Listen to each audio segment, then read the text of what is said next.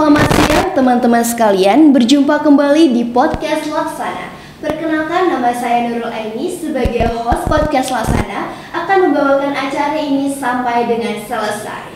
Ini merupakan episode kelima Podcast Laksana yang diprakarsai oleh Kodim 0317 garis miring TBK bekerja sama dengan Dinas Pendidikan, Dinas Kominfo Kabupaten Karimun, serta instansi vertikal lainnya. Podcast ini diselenggarakan oleh kami para pelajar dengan mengambil topik-topik pembahasan yang dapat memberikan pengetahuan kepada teman-teman pelajar. Adapun tujuannya, yang pertama berbagi pengetahuan, kemudian motivasi dan inspirasi, diskusi, kolaborasi dan pertukaran ide, serta pembangunan komunitas.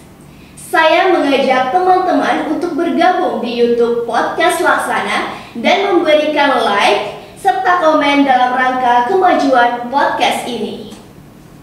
Pada episode kelima ini, kita mengangkat topik kolaborasi antar lembaga dan pelibatan partisipasi masyarakat dalam upaya peningkatan pelayanan publik oleh Bea Cukai.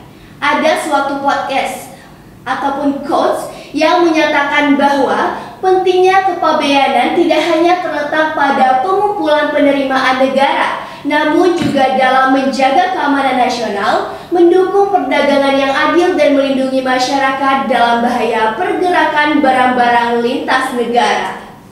Pada kesempatan baik ini, hadir bersama kami Bapak Jerry Kurniawan, SEME selaku Kepala KPPBC, TMPB Tanjung Balai Karimun selaku narasumber yang luar biasa pada kali ini. Kami mengucapkan selamat datang kepada Bapak yang sudah sudi hadir di sini untuk bersama mengisi narasumber di Podcast Laksana pada hari ini. Terima kasih, Ade Nurul. Izinkan kami para pelajar memberikan apresiasi dan penghormatan yang tinggi kepada Bapak Jerry Kurniawan SEME, seluruh anggota Bea Cukai lainnya yang selalu menjalankan tugas negara dan pelayanan kepada masyarakat dengan semangat yang tinggi. Sebelum kita mulai, bolehkah Bapak Jerry Kurniawan SEME memberikan tanggapan terkait kehadiran Podcast Laksana ini yang diselenggarakan oleh pelajar dan untuk pelajar? Terima kasih, Ade Nurul. Pertama-tama, kehormatan buat saya nih. Betul sekali. Dan saya surprise juga ya, saya mengucapkan terima kasih untuk Kodim Tanjung Balai Karimun beserta tim Podcast Laksana, terutama ke Pak Dandim, mungkin selaku pembina ya dari Podcast Laksana ini atas kesempatannya. Dan saya pastinya akan sangat mendukung. Ini merupakan suatu inovasi yang mudah-mudahan bisa mendatangkan hal-hal yang bermanfaat ya, terutama buat para pelajar dan seluruh masyarakat di Kepulauan Karimun ini. Baik, betul sekali apa yang disampaikan oleh Bapak, bahwasanya podcast ini punya manfaat yang luar biasa bagi pelajar dan juga bahkan masyarakat. Berikutnya kami memberikan beberapa pertanyaan. Yang pertama adalah, bisakah Bapak menjelaskan nih tentang tugas pokok dari Bea Cukai? Oke, saya jelaskan ya. Iya, Pak. Kalau kita bicara namanya bea dan cukai, berarti ada dua kata di situ. Betul sekali. Yang pertama bea, yang kedua cukai. Iya. Bea ini kalau kita lihat adalah pungutan negara dalam hal, kalau secara umum ya, pungutan negara dalam hal impor barang-barang yang masuk, kegiatan masuk dari luar ke dalam daerah pabean.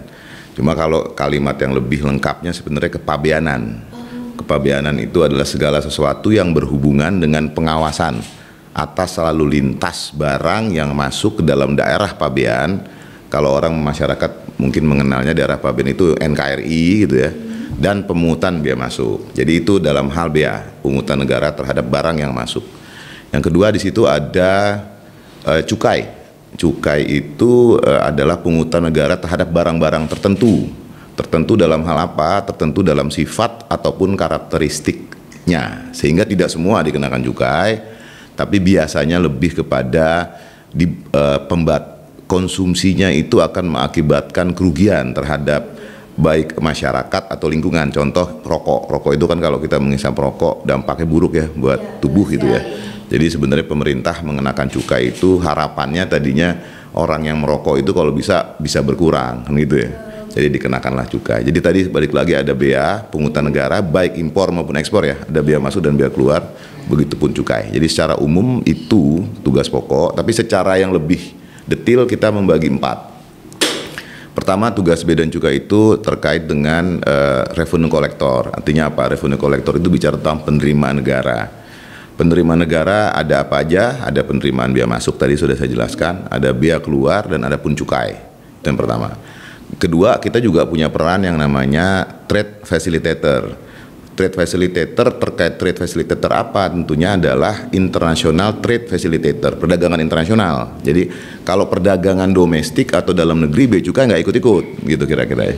Tapi kalau sudah lintas negara internasional, disitulah peran bea dan cukai. Karena di sini tentunya banyak hal ya, kerjasama antar negara, ada peraturan perdagangan yang diatur secara internasional dan sebagainya, ada kebijakan-kebijakan negara dan sebagainya. Yang ketiga, kita juga punya tugas dan fungsi yang kita namakan industrial assistance, mengasis perkembangan industri. Jadi kalau misalkan ada tujuan kami itu juga kalau bisa industri itu berkembang. Karena kalau industri berkembang, multiplier efeknya banyak, menyerap tenaga kerja, perekonomian berkembang, yang ujung-ujungnya kan kesejahteraan masyarakat ini diharapkan juga akan meningkat, kan kira-kira gitu. Dan yang terakhir, yang keempat, tugas dan fungsi kami adalah namanya community protector, melindungi komunitas masyarakat. Jadi kalau kita ketahui banyak barang-barang, produk-produk yang bisa jadi merusak, kayak narkoba, senjata api, ataupun obat-obatan dan sebagainya ya. Yang itu mungkin kalau masuk ke negara kita akan membahayakan masyarakat kita, negara kita kan gitu ya. Baik dalam hal kesehatan, baik dalam hal keamanan, baik dalam hal pertahanan dan sebagainya. Itulah salah satu fungsi kita memfiltering kegiatan international trade dalam rangka kesehatan, keamanan, pertahanan, dan juga bahkan untuk menjamin tumbuhnya industri-industri atau bisnis yang ada di negara kita. Mungkin secara umum 4 fungsi bea dan cukai itu ya. Wah, sangat menarik ya, dari tugas pokok sampai ke fungsi, bahkan dari arti dari bea cukai itu sangat dalam bagi negara kita. Ya. Sangat penting sekali ya Pak. Ya. Kemudian kita lanjut kepada pertanyaan yang kedua, adalah bagaimana pandangan Bapak terkait dengan letak geografis Kabupaten Karimun di hadapan pada tantangan tugas bea cukai itu sendiri. Kalau kita lihat ya, bicara tentang perdagangan internasional, international trade, posisi Kabupaten Karimun ya geografis loh, ini paling strategis karena kita ini berbatasan langsung dengan Singapura dan Malaysia, di mana perdagangan dunia yang terbesar itu selat ini. Jadi kapal-kapal internasional itu terbesar di dunia tuh lewat selat ini gitu. Baik yang mungkin ke Jawa, kalau masuk ke dalam ya, ke Indonesia misalkan ke Pulau Jawa, Sumatera, Kalimantan dan sebagainya gitu, ataupun mau nyebrang ke Australia, ataupun dari Timur Tengah mau ke Jepang kan lewat selatnya sini-sini semua. Jadi memang traffic daripada perdagangan internasional, pelayaran internasional ya, tentunya perdagangan ini kan menggunakan alat angkut, ada yang lewat pesawat ataupun yang lewat kapal laut gitu ya. Nah untuk yang laut ini trafficnya terbesar. Jadi artinya apa? Dengan traffic yang terbesar ini tentunya posisi geografis Pulau Karimun ini sangat, bukan hanya sangat strategis gitu kira-kira.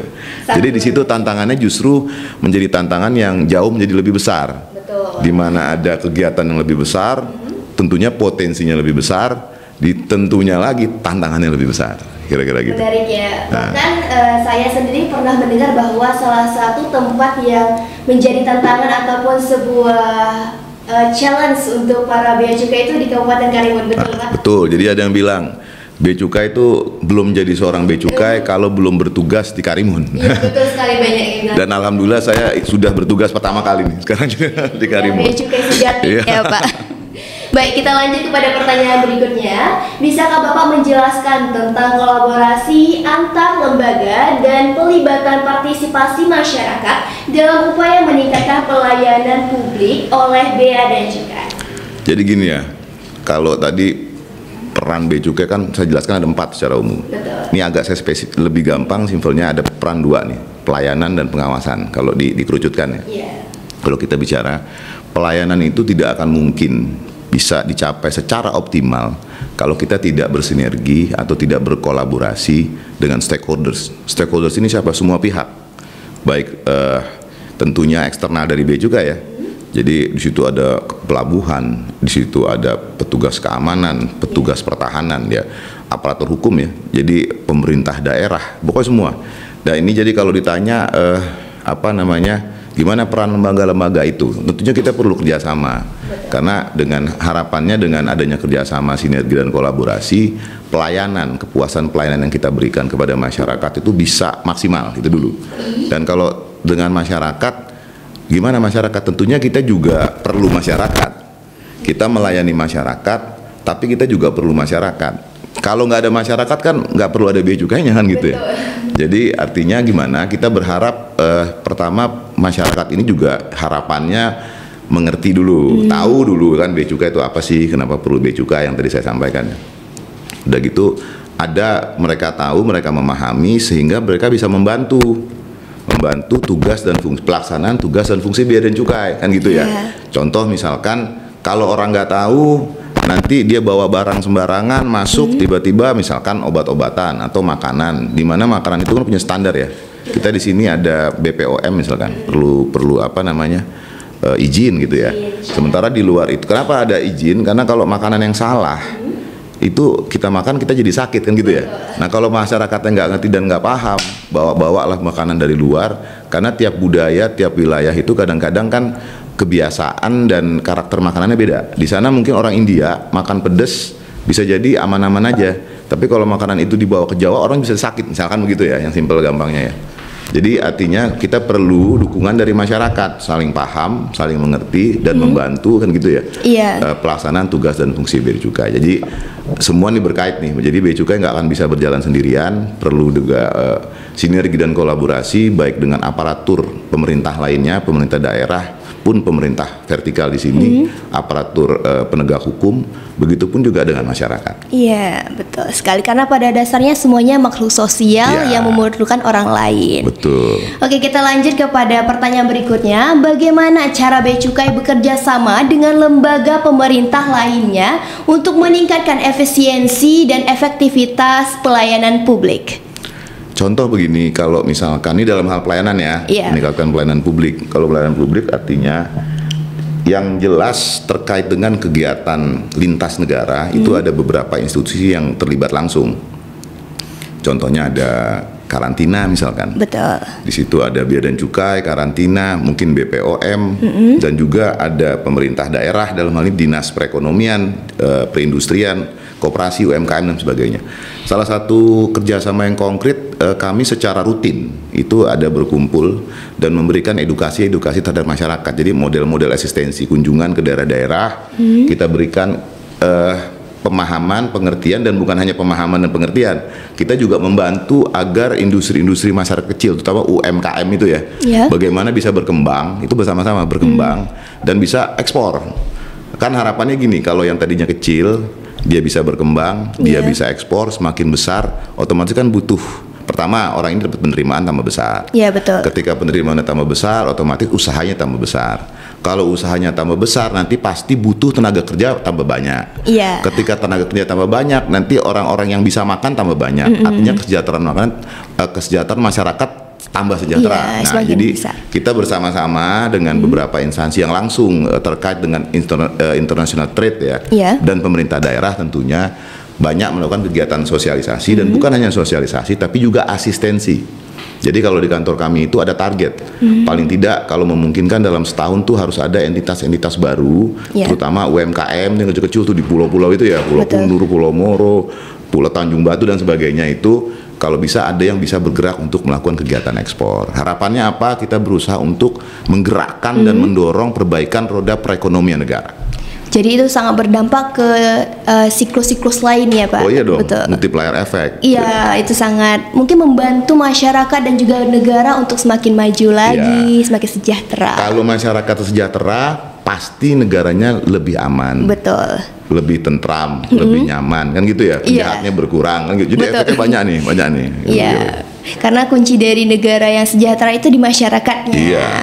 Kita lanjut kepada pertanyaan berikutnya adalah apa langkah-langkah yang telah diambil oleh Bea Cukai untuk memastikan bahwa berbagai lapisan masyarakat termasuk yang memiliki keterbatasan fisik atau akses terhadap ke teknologi dapat mengakses dan memanfaatkan layanan tersebut. Oke, keterbatasan fisik ya? Iya, betul. Hampir seluruh ASN ya, termasuk TNI Polri bahkan itu kita ada suatu ajang namanya ajang WBK, WBBM namanya wilayah bebas korupsi, wilayah bebas melayani ya. Nah, jadi gimana caranya di mana salah satu persyaratannya itu salah satu ini keterbatasan fisik nih, pelayanan terhadap. Jadi kalau orang ke Bea Cukai sekarang itu jalur untuk orang-orang yang difabel itu sudah disediakan. Kita juga ada tim layanan informasi dan pastinya kalau orang-orang yang punya keterbatasan fisik ini seandainya memang memerlukan bantuan dari Bea Cukai, kami siap petugas yang selalu jaga di tempat kami punya loket pelayanan. Bahkan belum lama ini kami sudah membuat satu loket terpadu ya. Jadi nanti kalau memang ada kebetulan pengguna jasa kami kepabeanan ini ataupun cukai yang memang punya keterbatasan fisik, pastinya akan dibantu. Kira-kira gitu. Jadi Bea Cukai ini tidak hanya mengamankan tetapi juga mengayomi masyarakat. Harapannya bisa begitu. Dapat bisa sejajar dengan lembaga-lembaga lainnya yang betul-betul terjun ke masyarakat. Iya. Kita lanjut kepada pertanyaan berikutnya nih yang mungkin lebih menarik lagi. Bagaimana menurut Bapak terhadap tingkat partisipasi masyarakat di wilayah Kabupaten Karimun dalam mendukung peran dari Bea Cukai? Saya ini baru tugas di Karimun sebagai kepala kantor baru 3 bulan. Baru ya Pak. Tapi saya surprise, saya sangat bangga juga dengan Kabupaten Karimun dan masyarakatnya terutama. Ternyata orang-orang di sini orang-orang yang sangat-sangat menurut saya mau belajar dan sangat membantu kami. Artinya mudah kita berkomunikasi gitu. Jadi kalau ditanya gimana masyarakat terhadap peran Bea Cukai di Karimun, kami sangat merasa bahwa selama ini tugas dan fungsi kami ini banyak dibantu oleh masyarakat. Bukan hanya masyarakat tapi seluruh stakeholders ya. Kira-kira gitu. Jadi lumayan surprise ya. Iya, saya baru 3 bulan nih dan saya merasa Karimun itu oke banget. Oke banget, pantesan orang bilang kalau di Karimun itu baru jadi Bea Cukai sejati. Kita lanjut kepada pertanyaan berikutnya. Apakah ada inisiatif atau program khusus yang digunakan oleh Bea Cukai untuk mendukung pelibatan masyarakat dalam merancang atau memantau pelayanan publik? Oke, kalau dalam merancang, artinya gini, kami kan terbuka. Saya membuka sejak dulu sebenarnya, tapi ini semakin saya tingkatkan gitu ya. Kita sangat terbuka untuk diberikan masukan. Kita juga membuka layanan-layanan pengaduan bahkan gitu ya. Apabila ada keluhan-keluhan gitu ya, itu bisa disampaikan. Dan insya Allah pasti akan kami tindak lanjuti. Jadi kita tidak menutup diri dalam rangka perbaikan. Karena slogan Bea Cukai secara nasional itu adalah Bea Cukai makin baik. Gitu. Jadi kalau ada masukan masyarakat yang sifatnya memang realitas di lapangan dan itu menjadi kekurangan dalam rangka pelaksanaan tugas kami ya, tentunya masukan itu akan sangat kami pertimbangkan dan pastinya akan kami coba perbaiki. Jadi kami sangat terbuka untuk mendapatkan masukan-masukan karena tujuan kami juga bisa memberikan pelayanan yang terbaik dan terus untuk bisa menjadi lebih baik. Jadi dari slogan yang tadi nasional ini bisa menjadi sebuah tujuan untuk Bea Cukai terus berevolusi. Betul. Semakin baik dan semakin baik. Semakin baik. Berikutnya adalah bagaimana Bea Cukai mengelola masukan dan umpan balik dari masyarakat dalam rangka terus meningkatkan pelayanan yang disediakan. Oke, umpan baliknya ya. Iya. Jadi kalau masukan dari masyarakat ataupun keluhan ini ya, kan bisa banyak hal. Betul. Artinya gini, masukan atau keluhan bisa memang karena kekurangan yang dilakukan oleh aparatur kami. Betul sekali. Kalau memang itu merupakan kekurangan, saya insya Allah memastikan apapun kekurangan itu akan kita coba benahi dan kita perbaiki, gitu ya. Namun apabila ada keluhan atau masukan dari masyarakat karena masyarakatnya yang belum mengerti, kan mungkin ya, kok begini kok begitu, padahal memang aturannya harus begitu, kan kira-kira gitu ya. Jadi kita akan tentunya akan memberikan pendidikan, edukasi terhadap masyarakat. Betul. Ini bukan untuk mempersulit, tapi justru ini fungsinya begini. Tujuannya itu begini. Yang nantinya ujungnya untuk kebaikan masyarakat sendiri gitu loh. Kira-kira gitu ya. Jadi ada beberapa hal. Di lain hal lagi gini. kadang-kadang ada barang yang tertahan masuk ke negara kita ya, impor gitu misalkan, tertahan. Seolah-olah persepsinya kan bea cukai, bea cukai melarang masuk, bea cukai nggak boleh, ini kok nggak boleh masuk gitu ya. Padahal aturan larangan dan pembatasan barang impor maupun ekspor itu yang mengeluarkan bukan bea cukai. Kita itu dititipkan, misalkan Kementerian Perdagangan menitipkan ke bea cukai, Polri menitipkan ke bea cukai, ESDM, Kementerian SDM menitipkan ke bea cukai. Pokoknya lembaga-lembaga pemerintah terkait ya, nasional, seluruh lembaga kementerian itu menitipkan peraturan-peraturan terkait komoditi tertentu itu ke bea cukai untuk dilakukan pengawasan untuk kegiatan impor maupun ekspor. Lah, karena misalkan kadang ada orang yang bisa jadi kepentingannya kan jadi ini ya bermasalah karena ada aturan itu ya, seolah-olah kesalahan itu adanya di bea cukai. Padahal bukan kita aturan itu gitu loh kira-kira. Dan artinya semacam ini kan perlu adanya edukasi. Nah, jadi kalau yang semacam kita akan jelaskan, gini loh Bu, gini loh Dek, kamu tuh nggak boleh gini karena begini. Dan bukan kami loh ini, kira-kira gitu ya. Jadi ada pemahaman gitu loh maksud saya. Betul sekali. Terkadang banyak juga masyarakat yang masih tabu sama aturan-aturan negara. Yang disalahin bea cukai terus. Iya, bea cukai terus. Nanti dibilang bea cukai yang ini itu peraturannya mengada-ngada. Bahkan banyak yang bilang begitu dari masyarakat. Karena kalau kita nggak menjalankan, nanti yang disalahkan pasti kita. Betul.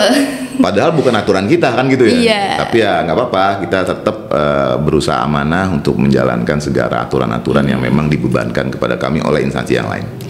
Tadi berbicara tentang edukasi dan sosialisasi nih. Sebenarnya dari SMA Negeri 5 Karimun, tempat sekolah saya, dahulunya di tahun 2021 sempat mengadakan podcast juga bersama Bea Cukai, dan itu memberikan wawasan yang juga lumayan luas, lumayan betul-betul bermanfaat bagi masyarakat, dan itu impactnya juga terasa di lingkungan sekolah. Jadi memang betul-betul kinerja Bea Cukai ini terlihat gitu. Kita juga punya program Kemenku Mengajar.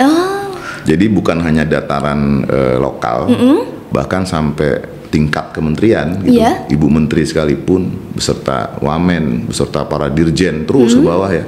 Itu secara rutin setiap tahun ada kegiatan yang namanya Kemenku Mengajar. Artinya apa? Kami sangat terbuka dan kami sangat senang apabila satu saat ada berkunjung ke sekolah-sekolah. Bahkan kalau nanti sekolahnya ada ini mau, kapan-kapan tim kami akan datang. Insya Allah saya juga akan datang. Siap Bapak. Menarik sekali. Baik, kita lanjut kepada pertanyaan berikutnya. Bagaimana, apakah ada tantangan atau hambatan yang dihadapi dalam kolaborasi antar lembaga atau dalam upaya pelibatan masyarakat, dan bagaimana Bea Cukai mengatasi kendala tersebut? Kalau ditanya ada kendala pasti, nggak, karena setiap lembaga itu pasti punya aturan masing-masing ya, cara sendiri-sendiri, strategi sendiri-sendiri, kan terkadang berbeda gitu ya, walaupun bisa jadi tujuannya sama gitu ya. Jadi artinya menurut saya ini yang lazim dalam sebuah pemerintahan, namun tentunya dengan adanya komunikasi gitu ya, kita kan perlu menjalin komunikasi nih. Kita terbuka, saling bisa bicara, saling bisa berkomunikasi. Menurut saya itu menjadi suatu cara untuk bisa meminimalisasi adanya perbedaan-perbedaan gitu. Kan namanya manusia sama, pasti banyak berbeda. Begitupun juga institusi nih, cara pandangnya, ya kan, persepsinya, mungkin aturan teknisnya gitu ya. Jadi artinya yang penting kita bisa membuka diri dan mau berkomunikasi, bisa saling mengerti gitu ya. Jadi harapannya yang seperti ini bisa meminimalisasi perbedaan-perbedaan itu, karena tujuannya kan satu, melayani masyarakat. Melayani masyarakat. Begitupun dengan instansi lainnya. Iya, pasti. Baik, untuk pertanyaan berikutnya, menurut Bapak apakah pentingnya bagi kami para pelajar untuk mengetahui ataupun memahami peran dari Bea Cukai ini? Gini, terutama di Pulau Karimun ya. Iya, gitu. Kan tadi saya sudah bilang bahwa letak geografis Pulau Karimun ini sangat strategis. Artinya apa? Tentunya banyak hal-hal yang mungkin saja menjadi permasalahan-permasalahan terkait kegiatan impor dan ekspor gitu ya. Artinya kalau ditanya peran pelajar gimana? Pelajar ini kan orang yang harusnya lagi senang-senangnya belajar. Betul gitu ya. sekali. Kalau lah harapan saya gitu, kami Bea Cukai, nanti pelajar ini menjadi corong. Bisa jadi ngajarin orang di rumah, ngajarin bapaknya, ibunya, kakaknya, gitu ya, omnya, tantenya. Oh itu Bea Cukai gini loh, impor tuh begini loh, ekspor tuh begini loh, kan gitu ya. Jadi artinya masyarakat paham. Dan kita juga mendorong juga bahwa kita punya peran dan berniat untuk membantu masyarakat. Artinya gini, kalau ada usaha-usaha di seputaran Karimun gitu yang teman-teman pelajar ini tahu, mungkin bisa disosialisasikan mereka. Bea Cukai akan siap support gitu. Nanti bisa datang ke kantor kami gitu ya. Kira-kira apa yang bisa kami bantu? Atau misalkan yang di pulau-pulau kami punya ada 3 pos, ada di Pulau Moro, Tanjung Batu, sementara ini tuh ya. Jadi nanti bisa ke pos-pos itu, nanti akan ada petugas Bea Cukai yang akan coba, paling tidak kita bisa diskusi bagaimana mengembangkan usaha-usaha kecil masyarakat di sana gitu ya. Ini harapan loh ya. Jadi perannya, maksud saya pelajar ini membantu kita untuk bisa sebagai menyebarkan apa peran fungsi tugas Bea dan Cukai yang harapannya nanti bisa masyarakat paham gitu ya. Dan harapannya ke depannya lagi, ujung-ujungnya gitu ya, perekonomian Karimun ini nanti bisa terus berkembang lebih baik. Jadi pelajar ini sebagai wadah atau media, fasilitator, untuk menyebarkan informasi. Berikutnya kita masuk ke pertanyaan, yakni menurut Bapak, apakah pelajar memiliki peran penting dalam mendukung peran Bea Cukai dan apa saja yang bisa kami lakukan? Nah, seperti tadi ya, kalau ditanya peran pelajar tadi sudah saya jawab sebelumnya. Dan kami juga berharap begini, kita kan berusaha, pelajar-pelajar ini kan adalah orang-orang yang tentunya berharap mengembangkan wawasannya. Iya, gitu betul ya. sekali. Dan ketika menjadi seorang pelajar tentunya waktu untuk belajarnya banyak kan gitu ya. Dan memang tempatnya menimba ilmu gitu ya. Betul. Jadi kita tentunya perlu dukungan dari adik-adik semua ini ya, dan harapannya ke depan seperti tadi saya sampaikan bisa menjadi fasilitator, mediator gitu ya terhadap masyarakat di seputaran tempat kita ini di Kabupaten Karimun, yang nantinya harapannya masyarakat ini bisa lebih paham gitu ya, dan juga bukan hanya lebih paham, tapi peluang-peluang perbaikan ekonomi yang mungkin terjadi di kabupaten kita ini bisa lebih besar. Karena sebenarnya fungsi Bea Cukai itu sekarang ini ya, bagian yang paling pentingnya itu adalah bagaimana kita bisa menggerakkan roda perekonomian ini. Apalagi pasca Covid kemarin ya. Iya, baru itu kan baru tumbuh. Jadi saya juga sedang berusaha menggerakkan tim kami ini kalau ada peluang-peluang yang UMKM, usaha-usaha kecil itu ya bisa kita dorong. Di sini saya lihat begitu banyak gitu potensi itu. Nah, nanti adik-adik bisa sebarkan gitu ya. Kalau ada yang berniat untuk melakukan kegiatan ekspor, mau produknya kerupuk kayak, mau produknya misalkan madu kayak, mau apa gitu ya, ikan atau apa, silakan nanti bisa diskusi dengan tim kami, dan kami akan berusaha untuk memberikan dukungan yang penuh. Di samping dari tadi peran, apakah ada program yang terkhusus untuk remaja yang lagi digalakkan untuk bisa mungkin menarik minat remaja tentang Bea Cukai ataupun pelajar-pelajar yang mungkin membutuhkan ilmu-ilmu secara khusus dari Bea Cukai ini? Program khusus pelajar ya? Betul. Kalau yang secara nasional Kemenkyu mengajar itu ya, kita ada edukasi. Nah, tapi saya senang nih diundang hari ini ke Kodim oleh Pak Dandim. Jadi saya juga berpikir, karena kalau yang spesifik pelajar memang sepertinya kantor kami belum, saya terbuka saja. Tapi nanti setelah ini kita akan pertimbangkan untuk ada kegiatan yang rutin. Biasanya kunjungan-kunjungan aja. Kalau kita kunjungan, edukasi gitu ya. Tapi kalau ini kan langsung pelajarnya difungsikan nih, langsung. Jadi nanti mudah-mudahan yang semacam ini ya. Nanti kalau saya bikin podcast juga kan nggak nama Pak Dandim.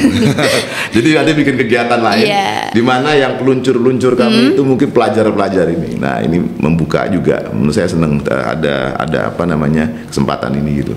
Di samping itu dari Bea Cukai Nasional juga pernah mengeluarkan semacam lomba untuk pelajar. Oh iya, yang semacam itu ya. Iya, itu menarik sekali. Artinya kalau peran serta pelajar kita bahkan secara nasional ya.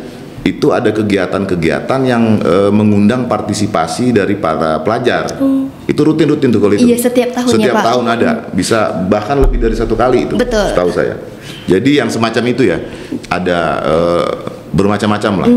Bagaimana mereka tentunya hubungannya nanti bagaimana pelajar ini bisa bisa terkait peran dan fungsi bea cukai ya, bagaimana persepsi pelajar tentang ini, mereka dengan tulisan, ada lagu atau apa gitu kayak gitu. Nah jadi itu yang memang sudah digalakkan secara nasional. Tapi yang saya lebih tertarik lagi nih sekarang nih, ini kan semacam ini kan langsung pakai pelajarnya nih ya. Targetnya pelajar. Langsung. Jadi menurut saya ini lebih 1-2 step di depan lagi nih padanya. Menarik. Saya akan coba juga deh nanti. Bolehlah mencontoh codingnya. Bisa sekali. Di samping itu berarti juga bea cukai ini mendukung semua karya dan juga minat dari pelajar. Oh iya dong. Karena kan kita ini perlu pelajar. Kalau nggak ada pelajar nggak ada regenerasi nanti. Betul. Kan kalian ini yang nanti bisa menggantikan kita ini kan. Berapa lama lagi saya mungkin 14 tahun pensiun. Soalnya kalian yang masih sekarang SMA nanti 14 tahun lagi 30-an lah. Itulah lagi masa-masanya tuh kan gitu. Kita pasti akan dukung pelajar. Jadi mempersiapkan Indonesia untuk Indonesia Emas tahun 2045. Betul. Dan semakin ke depan tentunya tantangan kan semakin berat. Betul. Jadi bagaimana harus mempersiapkan pelajar-pelajar yang lebih strong. Bahkan dibandingkan kita ini gitu. Yang sekarang sudah strong harus lebih strong lagi. Lebih pintar. Lebih pintar, lebih cerdas. Baik, kita lanjut untuk pertanyaan berikutnya adalah, bolehkah Bapak memberikan pesan kepada kami para pelajar untuk selalu mendukung bea cukai ini? Pertama mungkin pesan saya nggak terkait bea cukai dulu ya. Pesan saya buat pelajar, namanya aja pelajar ya. Jadi orientasinya belajar. Betul. Jadi jangan malas-malas belajar. Karena ada satu quotes yang selalu saya pakai kalau ke ruangan saya. Ke ruangan saya bukan hanya di ruangan ya. Saya sering sekali menyampaikan di jajaran saya gitu ya. Quotes dari Bapak Proklamator kita. Ini buat pelajar nih. Gantungkan cita-citamu setinggi langit. Kalau engkau suatu saat jatuh, kamu masih akan jatuh di antara bintang-bintang. Jadi maksudnya apa? Kalau punya cita-cita jangan tanggung yang tinggi. Kalaupun nggak nyampe yang tinggi masih bintang-bintang. Nah, maksudnya gitu. Jadi buat pelajar gantungkan cita-cita yang tinggi, tapi jangan hanya cita-cita, usahanya juga harus tinggi. Kan kira-kira gitu ya. Itu yang pertama. Terkait fungsi ke bea dan cukaian, saya titipkan pesan sekali lagi, terutama untuk pelajar di Kabupaten Karimun. Saat ini bea cukai sedang berbenah. Untuk menuju bea cukai yang terus makin baik, kami perlu sebarkan gitu ya, sebarkan ke lingkungan, keluarganya, teman-temannya, gitu, tetangganya gitu ya. Apabila memang ada hal yang kami bisa bantu, gitu kan ya, dalam rangka mengembangkan usaha-usaha kecil gitu ya, dengan orientasi yang ujungnya mau ekspor, silahkan hubungi kami gitu ya. Nanti kita akan bisa diskusi. Dan ini sebenarnya bukan hanya bea cukai, saya sudah banyak ngobrol dengan kepala-kepala satuan kerja di sini ya, posisi pemerintah bahkan, bukan hanya bea cukai nih, pemerintah bahkan, jadi nasional. Jadi kita akan berkolaborasi dengan banyak institusi di Kabupaten Karimun, kita akan coba mendukung. Bahkan pemerintah, saya sudah bicara dengan Pak Bupati, nah gitu juga. Jadi kita akan berusaha membantu dan harapannya adalah kita bisa membantu Kabupaten Karimun untuk mengembangkan ekonominya, sehingga masyarakatnya bisa jadi lebih sejahtera. Mungkin itu ya. Wah, luar biasa sekali. Pelajar nih, perlu bantuan pelajar nih. Karena pelajar adalah sendi-sendi dari sebuah negara. Betul. Jadi dari podcast dengan topik yang luar biasa ini dapat kita simpulkan bersama bahwasanya bea cukai ini tidak hanya sebatas pengamanan, tapi juga sebagai media untuk mengayomi masyarakat. Betul. Dengan dari tadi adanya sendi-sendi para pelajar untuk menjadi media fasilitator buat masyarakat atau bahkan keluarga di sekitar kita. Jadi untuk para pelajar terutamanya lebih untuk kita bisa melek lagi sama peraturan dan juga bagaimana kita bisa mencontohi bea cukai, bisa mengayomi dan juga bisa memberikan pengetahuan, wawasan dan pengalaman yang begitu luas. Serta tadi kita ingat kembali pesannya untuk terus bermimpi setinggi mungkin, karena apapun mimpi kita, bila kita jatuh kita akan mendapatkan impian yang seminimalnya dapat kita raih dengan indah. Jadi yang penting indahnya. Jangan hanya mimpi, tapi usahanya juga harus tinggi. Sama doa. Doanya juga harus tinggi. Karena ada orang bilang bahwa nggak ada usaha sia-sia, nggak ada doa juga sia-sia. Dan sekianlah untuk podcast kita di hari ini. Sebelumnya saya selaku host mengucapkan terima kasih banyak kepada Bapak Jeffrey Kurniawan SME yang telah sudi hadir di podcast kali ini dan memberikan wawasan dan juga pengalaman yang luar biasa mengenai bea cukai. Dan berikutnya saya mengucapkan terima kasih banyak kepada para teman-teman yang sudah setia menonton dan juga menyaksikan podcast Laksana yang tayang di YouTube Podcast Laksana. Dan di episode kali ini ditonton, di like, comment, share, dan juga subscribe. Dan sampai jumpa di pertemuan ataupun episode-episode berikutnya. Akhirul kalam, wassalamualaikum warahmatullahi wabarakatuh. Sampai jumpa. Warahmatullahi wabarakatuh.